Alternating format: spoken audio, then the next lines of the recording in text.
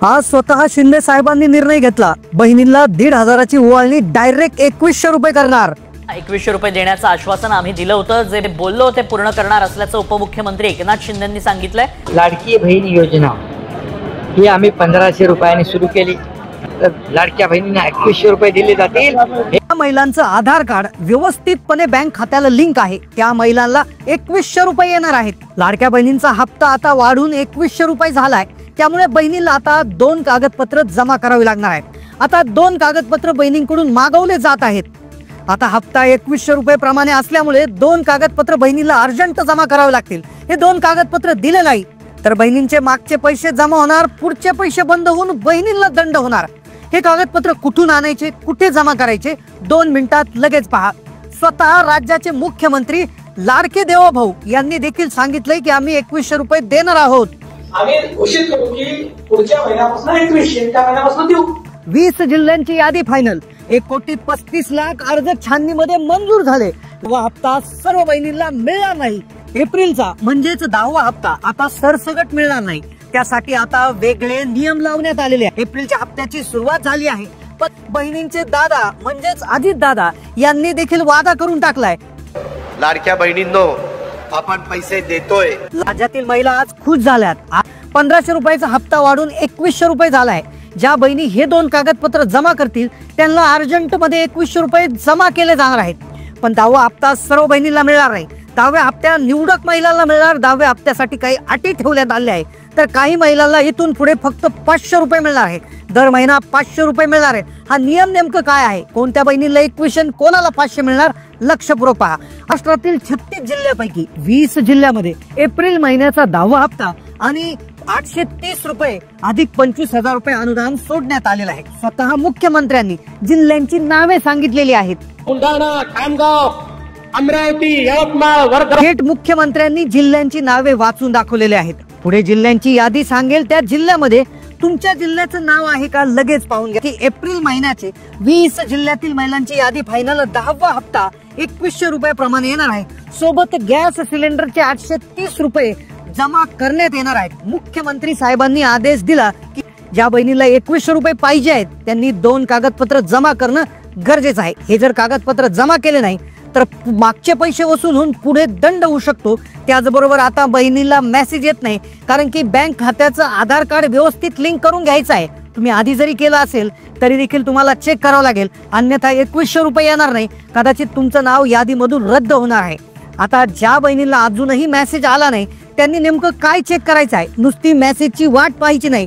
बँकेकडून एक सूचना महिलांना आली आहे, आधार लिंकिंग व्यवस्थित नसल्यामुळे मेसेज येत नाही। मेसेज आला नसेल तर बँकांनी बँकानुसार एक यादी आणि मोबाईल नंबर दिलेले आहेत। आज कोणत्या 10 जिल्ह्यात सर्वात आधी पैसे येतील, त्यानंतर कोणते 2 कागदपत्र 2100 रुपयासाठी लागणार आहे, ते कुठून काढायचे आणि कुठे जमा करायचे हे सांगण्यात येणार आहे। आणि त्यानंतर बँकेचे मेसेज येत नसतील तर कुठे कॉल करायचा आणि आधार लिंकिंग व्यवस्थित आहे की नाही ते कसं चेक करायचं, अतिशय महत्त्वाच्या मुद्द्यावर आजचा व्हिडिओ असणार आहे। सगळ्यात आधी आपण यादी पाहतोय जिल्ह्यांची की कोणत्या 10 जिल्ह्यात आज पैसे येणार आहे, त्यानंतर मेसेज आला नसेल तर काय करायचं पहा। महाराष्ट्रातल्या 36 जिल्ह्यापैकी जे 6 विभाग आहेत तर 6 विभागामधून शेवटच्या 10 जिल्ह्यांची निवड केलेली आहे। 2 कागदपत्र आता 2100 रुपयासाठी लागणार आहे। बहिणीला मेसेज येत नसेल तर एक काम अर्जंट करायचं आहे, पहा यादी बँकांना पाठवलेली आहे। 1500 रुपये प्रमाणे 3 हप्त्याचे फेब्रुवारी, मार्च, जानेवारी 3ही हप्त्याचे पैसे तुम्हाला आज जमा होतील, पण तुम्हाला एप्रिलच्या हप्त्यासाठी 2 कागदपत्र लागणार। पहा एकूण 36 जिल्ह्यापैकी 2,40,00,000 महिलांसाठी मार्चच्या, जानेवारी, फेब्रुवारी, मार्चचा शेवटचा टप्पा सुरू केलाय, कारण की एप्रिलच्या हप्त्याचे 2100 त्यासाठी 2 कागदपत्र लागणार आहे। पहा आता तुमच्या जिल्ह्याचं नाव जर यादीत आलं आणि 24 तासात जर पैसे आले नाही तर तुम्हाला अर्जंटमध्ये एक गोष्ट चेक करावं लागणार, तुमचं आधार लिंकिंग चेक करावं लागणार। बँकेने नंबर दिले त्या नंबरला कॉल करावा लागणार। आता सर्वांना ठाऊक आहे 6 प्रशासकीय विभाग आहे, ज्यामध्ये पहा पुणे विभाग, नाशिक विभाग, छत्रपती संभाजीनगर विभाग, त्याचबरोबर कोकण विभाग, नागपूर विभाग। तर प्रत्येक जिल्ह्यातून 1 ते 2 जिल्ह्यांची निवड करण्यात आली आहे। काही जिल्हे आता पुणे विभागातून जर बघितलं तर सातारा आणि सांगलीची निवड करण्यात आली आहे, पण 2100 साठी 2 कागदपत्र मात्र तुम्हाला प्रत्येक विभागात काढावं लागतील। कुठून काढायचे आणि कसे मिळणार संपूर्ण सविस्तर पहा। नाशिक विभागामध्ये जर बघितलं तर 5 जिल्हे येतात, नाशिक, धुळे, नंदुरबार, जळगाव, अहिल्यानगर। त्यामध्ये नंदुरबार आणि जळगावची त्या ठिकाणी निवड करण्यात आलेली आहे। 2 जिल्हे नाशिक विभागातून घेतलेले आहे। शेवटचे जिल्हे असणार आहे नागपूरमध्ये नागपूर, वर्धा, गडचिरोली, भंडारा, गोंदिया, चंद्रपूर। तर यापैकी भंडारा आणि नागपूरची निवड झालेली आहे. उर्वरित 4 जिल्ह्यांना त्या ठिकाणी पैसे वाटप झालेलं आहे. त्यानंतर कोकणातील मुंबई शहर आणि मुंबई उपनगरचा त्या ठिकाणी समावेश करण्यात आला आहे. छत्रपती संभाजीनगर विभागामध्ये छत्रपती संभाजीनगरमध्ये हिंगोली आणि बीडचा समावेश आहे. तर अमरावती विभागात फक्त बुलढाणा जिल्हा घेण्यात आला आहे. आता पहा, या जिल्ह्यात पैसे येणार 2100 रुपयासाठी 2 कागदपत्र आता लागणार आहे. आता पहा, ज्या बहिणीला अजून मेसेज आला नाही, ज्या बहिणींचा मेसेज अजून आला नाही त्यांनी वाट पाहू नका, कारण की बँकाने एक विशेष यादी दिली आहे. लक्षपूर्वक बघायची आहे यादी. आता पहा, युनियन बँकेसाठी जर तुम्हाला मेसेज आला नसेल तर एक नंबर आहे पहा, 92 23 00 85 86. या नंबरला मिस कॉल देऊन माहिती घ्या. पुढची बँक आहे पंजाब अँड सिंध बँक, 70 39 03 51 56. या नंबरला कॉल करून हे करा. युको बँक, तुम्ही याचा स्क्रीनशॉट काढून घेऊ शकता.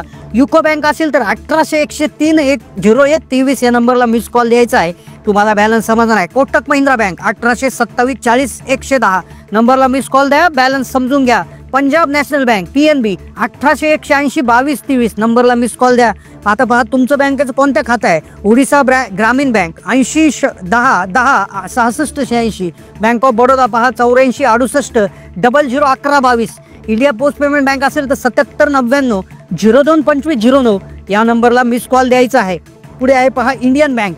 इंडियन बँकमध्ये जर तुमचं खातं असेल तर तुमचं 96 77 63 3 30 तर या नंबरला मिस कॉल द्यायचा आहे. कोणती 2 कागदपत्र लागणार आहे याआधी तुमचं या बँकेत खातं असेल तर कमेंट करा. दुसऱ्या बँकेत खातं असेल तरी कमेंट करा. त्याचा मोबाईल नंबर आम्ही तुम्हाला सांगू. SBI स्टेट बँक ऑफ इंडियामध्ये जर तुमचं खातं असेल तर 92 23 76 66 66 या नंबरला कॉल करून मिस कॉल द्यायचा आहे. त्यानंतर पुढे पहा इंडियन ओव्हरसीज बँक IOB, यामध्ये 92 89 22 20 29. त्याचबरोबर IDBI बँक असेल तर 1800 22 10 70 या नंबरला मिस कॉल देऊन माहिती घ्यायची आहे. आता पहा, ज्या बहिणींचं आधार लिंकिंग प्रॉपर झालेलं नाही, आधार लिंकिंग व्यवस्थित झालेलं नाही, त्यांनी आधार लिंकिंग एकदा चेक करून घ्यायचं. आधार लिंकिंग कसं चेक करून घ्यायचं, मोबाईलवर 2 मिनिटाच्या आत, कारण की एप्रिलच्या हप्त्यासाठी आधार लिंकिंग आता खूप जरुरीचं झालेलं आहे. आधार लिंकिंग नसेल तर तुमचा हप्ता विसरा. आधार लिंकिंगची खूप गरज आता पडणार आहे. आधार लिंकिंग जर नसेल तर खूप मोठा प्रॉब्लेम तुमचा होऊ शकतो. आधार लिंकिंग कसं चेक करायचं, त्याआधी कोणती 2 कागदपत्र लागतील. 2100 रुपयाचा हप्ता मिळवण्यासाठी 2 कागदपत्रांची मागणी आता केली जात आहे. कोणते 2 कागदपत्र तुम्हाला लागणार आहे, आता लक्षपूर्वक ऐका. सगळ्यात महत्त्वाचे 2 कागदपत्र जे आहेत तर एक असतं तुमचं रेशन कार्ड. आता लक्षपूर्वक ऐका, रेशन कार्ड हे लाडकी बहीण योजनेसाठी सर्वात महत्त्वाचं कागदपत्र मानलं गेलेलं आहे. रेशन कार्ड जर तुमच्याकडे पिवळं आणि केशरी नसेल तर तुम्हाला एक कागदपत्र लागेल, ते म्हणजे लागेल उत्पन्नाचा दाखला. सरकार म्हणतंय 2.5 लाखाच्या आत ज्या बहिणींचं उत्पन्न आहे त्यांनाच आम्ही लाडकी बहीण योजनेचा लाभ देणार आणि ज्यांचं वर आहे त्यांना देणार नाही. तर त्या म्हणण्यानुसार आता तुमचा लाभ बंद होईल जर तुम्ही हे केलं नाही तर. जर तुम्ही रेशन कार्ड अपडेट केलं नाही, रेशन कार्डची KYC केली नाही आणि जर पांढरं रेशन कार्ड असेल तर तुमच्याकडे 2.5 लाखाच्या आत हे असलेला पुरावा म्हणजेच उत्पन्नाचा दाखला तुम्हाला लागणार आहे. दुसरं डॉक्युमेंट आहे पहा आधार कार्ड. आता आधार कार्ड तुम्ही म्हणाल प्रत्येकाकडे आहे, पण आधार कार्डचा एक नियम आलाय की प्रत्येक 10 वर्षानंतर तुम्ही तुमचं नाव, तुमची जन्मतारीख किंवा ज्या सर्व गोष्टी, तुमचा फोटो असेल, तुमचे बायोमेट्रिक्स असतील तर ते अपडेट करणं गरजेचं आहे. तुम्ही जर ते अपडेट केले नसतील तर तातडीनं ते अपडेट करून घ्या, कारण की त्याचीही आता ते प्रॉब्लेम होऊ शकतो. बऱ्याचशा महिलांचं बँक खात्यावरचं नाव आणि आधार याच्यावरचं नाव मॅच होत नाहीये. नक्की चेक करा. आधार कार्ड आणि बँक पासबुक घेऊन बसा, व्यवस्थित चेक करा. हे पहा, तुम्हाला जरी मार्चचा हप्ता आला असेल एप्रिलच्या हप्त्यासाठी आता व्यवस्थितपणे चौकशी सुरू झालेली आहे आणि जर तुम्ही याच्यामध्ये सापडले तर तुमचा खूप मोठा प्रॉब्लेम होऊ शकतो. कदाचित तुम्हाला दंड होऊ शकतो. मागचे हप्ते त्या ठिकाणी वजा करून घेतले जाऊ शकतात. तर त्यामुळे नक्कीच तुम्ही या 2-3 गोष्टी चेक करायच्या आहेत. आता ज्या बहिणींचं आधार कार्ड व्यवस्थित चेक झालेलं नाही त्यांनी UIDAIच्या वेबसाईटला जाऊन चेक करायचं आहे. ते कसं चेक करायचं याविषयी पुढे व्हिडिओ क्लिप जोडलेली आहे, ती क्लिप पाहून घ्या आणि ते कसं चेक करायचं ते समजून घ्या. व्हिडिओ आवडला असेल तर लाईक करा.